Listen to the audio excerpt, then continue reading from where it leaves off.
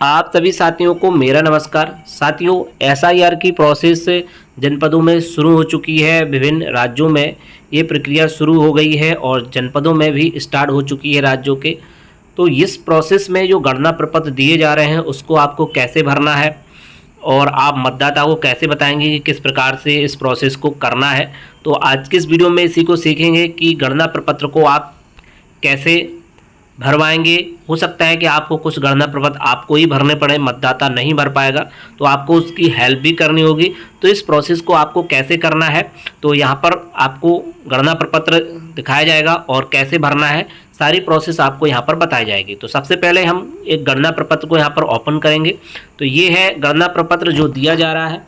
इस वाले ऑप्शन में जो मतदाता है उसकी जानकारी भरी होगी। जो 2025 की मतदाता सूची है फाइनल, वो यहाँ पर उसका क्रम संख्या, भाग संख्या, डिस्ट्रिक्ट, सारा सब कुछ लिखा होगा, किस विधानसभा में वो है और उत्तर प्रदेश राज्य। यहाँ पर क्यूआर कोड बना हुआ है उसका 2025 में जो मतदाता सूची में फ़ोटो छपा हुआ है वो यहाँ पर देखेगा और यहाँ पर उनको वर्तमान का फ़ोटो लगाना होगा। गणना प्रपत्र आपको 2 प्रतियों में दिए जा रहे हैं, तो दोनों में आपको फ़ोटो लगवानी है।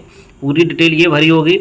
इसके बाद जो मतदाता रहेंगे जिनको आप ये गणना प्रपत्र दे रहे हैं वो यहाँ पर आप अपनी जन्मतिथि, दिन, माह, वर्ष के हिसाब से लिखेंगे। जैसे किसी की डेट ऑफ बर्थ मान लीजिए 2/1/1990 है, तो वो इस तरीके से लिखेंगे, दिन, माह और वर्ष। इसके बाद आधार संख्या वैकल्पिक है, यानी कि ऑप्शनल है। इसके बाद मोबाइल नंबर यहाँ पर एक करंट देना है। माता पिता में से अभिभावक का नाम लिखना है। यहाँ पर यदि उनके पास एपिक कार्ड है, यानी कि उनके पास वोटर कार्ड है, तो वो उसका नंबर यहाँ पर लिख देंगे। माता का नाम यहाँ पर लिखना है। माँ के पास अगर एपिक कार्ड है यानी कि वोटर कार्ड है, उसका नंबर है वो लिखना है। अगर मतदाता मेल है तो पत्नी का नाम लिखना है। फीमेल है तो यहाँ पर पति का नाम लिखना है। पति या पत्नी का नाम यदि लागू हो, जो भी हो, मेल है तो यहाँ पर उनकी पत्नी का नाम लिख दें, फीमेल है तो उनके यहाँ पर पति का नाम लिख दें। पति या पत्नी का नाम इपिक संख्या यदि उपलब्ध हो तो उसका नाम लिखना है। यहाँ पर वोटर कार्ड का नंबर यहाँ पर लिखना है पति या पत्नी में से। तो ये तो हो गई सामान्य जानकारी, जो मतदाता है उसकी डिटेल भरनी है। इसके बाद अगर वही मतदाता का जो 2003 का एसआईआर की जो मतदाता सूची आप सभी को दी हुई है और 2003 में जिनका नाम है, आप 2025 में उनका नाम मैप कर रहे होंगे, अगर उनका नाम 2003 की मतदाता सूची में है तो वो डिटेल यहाँ पर लिखनी है। जो मतदाता को आपने ये पर्ची दी है और उनका नाम 2003 की मतदाता सूची में है, तो इस वाले फील्ड को भरना है। जिनका नाम 2003 यानी कि पिछला जो एसआईआर 2003 में हुआ था उसमें नाम अगर उनका है तो उनकी डिटेल यहाँ पर भरी जाएगी। पिछले एसआईआर की मतदाता सूची में मतदाता का विवरण, तो जो मतदाता है उनका नाम लिख जाएगा। उनके पास यदि उपलब्ध हो जो पुराना एपिक कोड है, यानी कि जो उनके पास पुराना वोटर कार्ड है और उसमें अगर आपने देखा होगा 2003 की जो मतदाता सूची है उसमें कुछ मतदाताओं के वोटर कार्ड नंबर भी लिखे हुए हैं, तो आप उसको लिख देंगे। इसके अलावा ये 2 कॉलम हैं, इनको आप भरें भी और ना भी भरें तब भी कोई प्रॉब्लम नहीं है, क्योंकि मतदाता का नाम अगर 2003 की मतदाता सूची में है तब उसको इसमें कोई दिक्कत नहीं है। लेकिन अगर उसके मतदाता जो है उसका नाम 2003 की सूची में है और उसके परिवार के अन्य लोगों का नाम भी है, तो आप इसमें मेंशन भी कर सकते हैं। संबंधी का नाम, संबंध क्या है, जैसे मान लीजिए संबंधी का नाम कोई व्यक्ति है मेल और उनकी पत्नी का भी नाम 2003 की एसआई सूची में है, तो संबंधी का नाम यहाँ लिख दें। संबंध जो है आपका उनसे पति का है तो आप लिख दें कि मैं पति हूँ उनका, यानी कि यहाँ पर उनका पत्नी लिख जाएगा। यहाँ पर जैसे कोई व्यक्ति है उनकी पत्नी भी उस लिस्ट में है तो संबंध पत्नी हो गई वो, और संबंधी का नाम और ये संबंध उनका पत्नी होगी वो, ठीक है, ये लिख देंगे। इसके बाद जिला, राज्य का नाम, विधानसभा निर्वाचन का क्षेत्र, जो भी विधानसभा निर्वाचन क्षेत्र का नाम है वो लिख देंगे। विधानसभा निर्वाचन क्षेत्र की संख्या, भाग संख्या लिख देंगे और ये क्रम संख्या कितने नंबर पर उनका 2003 की लिस्ट में नाम था वो नंबर लिख देंगे। भाग संख्या को कितनी थी वो लिख देंगे। विधानसभा निर्वाचन क्षेत्र की संख्या क्या होगी, 228, 229, 313, 315, 318, जो भी हो वो आप लिख देंगे। नाम लिख देंगे आप, कौन सा नाम है, कानपुर है, कानपुर देहात है, इस तरीके से आपको यहाँ पर लिखना होगा। ये उन मतदाताओं को लिखना है जिनका 2003 में नाम है।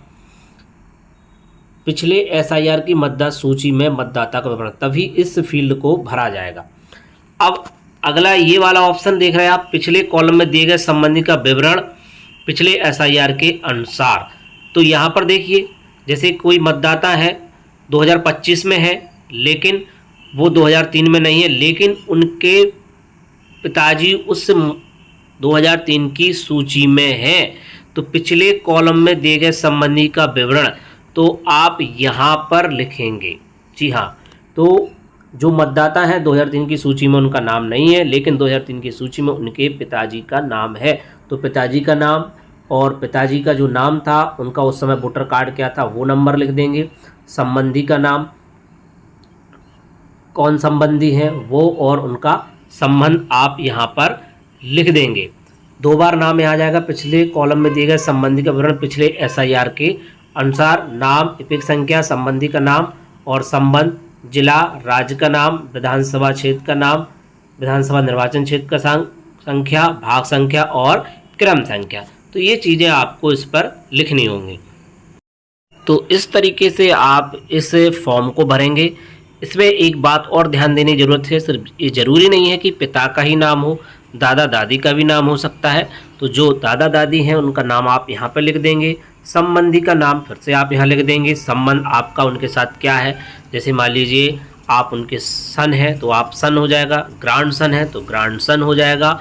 जिला, राज्य का नाम आप लिख देंगे। विधानसभा निर्वाचन क्षेत्र का नाम, विधानसभा निर्वाचन क्षेत्र की संख्या, भाग संख्या और क्रम संख्या।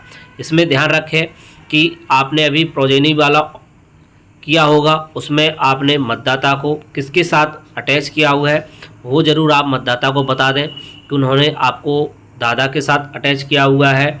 यानी कि जो प्रोजेनी वाला ऑप्शन था, आपने अपने जो मतदाता को आप दे रहे हैं वो उसको ज़रूर बता दें कि आपने जो है उनके पिताजी के साथ उनको ऐड किया हुआ है या दादी के साथ ऐड किया हुआ है या दादा के साथ, जिससे कि वो यहाँ पर संबंधी का नाम और संबंध सही से फिल कर सके। इसके बाद ये यहाँ पर देख सकते हैं, मतदाता या किसी अन्य वयस्क परिवार सदस्य के हस्ताक्षर, बाएं अंगूठे का निशान, रिश्ते का उल्लेख करें, तिथि सहित।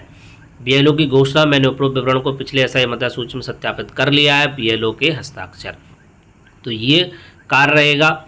इसमें आपको मदद भी करनी होगी मतदाता की और बताना भी होगा कि किस प्रकार से इस प्रोसेस को करना है। इसके बाद आपको ये एक प्रपत्र उनको दे देना है और एक प्रपत्र आपको लेना होगा और उसको आपको फिर तहसील स्तर पर जमा करना होगा। तो गणना प्रपत्र को आपको किस प्रकार से भरवाना है, कुछ चीज़ें आपको भी भरनी हो सकती हैं और किस प्रकार से आपको मतदाता जो है आपका उसको बताना है। सारी इम्पोर्टेंट अपडेट आप सभी को यहाँ पर दे दी है। तो यहाँ पर तो सभी को कॉमन जानकारी सभी को भरनी है जो आपके 2025 की सूची में है।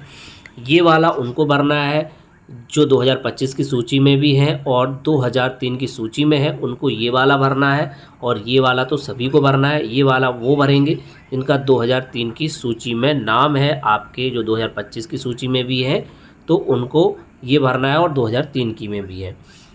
ये वाला कॉलम उनके लिए है जो मतदाता आपके 2025 की सूची में है लेकिन उनका नाम 2003 की सूची में नहीं है, लेकिन उनके पिताजी, दादा दादी किसी का नाम है तो उनके दादा दादी या माता पिता का नाम यहाँ पर आ जाएगा। वो तभी नाम यहाँ पर आएगा जब उनके माता पिता का नाम 2003 की सूची में या दादा दादी का नाम 2003 की सूची में होगा, तो उनकी डिटेल यहाँ पर भर जाएगी और इनका रिलेशन इनके साथ हो जाएगा। तो ये प्रोसेस रहेगी और इसी तरीके से आपको उनको बताना है और उनके परिवार के सदस्यों को आपको पहले से ही 2003 की सूची में सर्च करके रखना होगा और प्रोजेनी वाली प्रोसेस भी आप कर लेंगे तो आपके लिए काफ़ी हेल्पफुल रहेगी। और भी एसआईआर से संबंधित अन्य वीडियो के लिए आप बने रहिएगा हमारे यूट्यूब चैनल सच्चा वाक पर। यहाँ पर आपको बीएलओ के कार्य से संबंधित अपडेट मिलती रहेगी। एसआईआर से रिलेटेड एवं अन्य बीएलओ से संबंधित सारी जानकारियाँ यहाँ पर अपडेट कर दी जाएंगी। तो अब मिलते हैं किसी नेक्स्ट वीडियो में। जय हिंद।